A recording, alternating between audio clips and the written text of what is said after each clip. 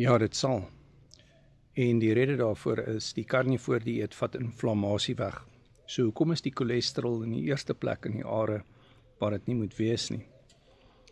Omdat daar baie glikose geëet was, baie koolhidrate geëet was, wat glikose gee wat hoog is, dan is daar te veel glikasie in die are.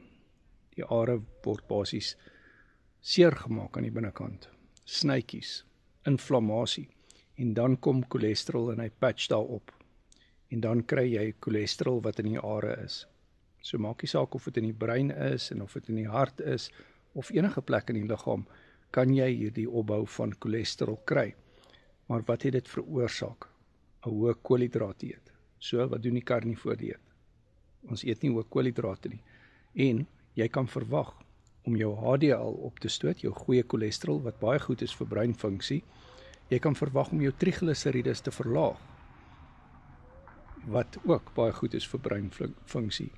En jy kan 'n hoë LDL verwag, maar dit gaan nie gevaarlik wees nie, want dit gaan fluffy tipe cholesterol wees.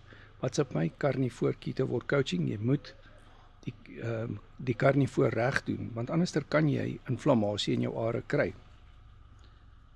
Daar's baie dinge wat jy kan verkeerd doen, wat kan veroorsaak dat jy hoë urinesuurvlakke byvoorbeeld kry op die karnivoor dieet, as jy dit nie reg doen nie.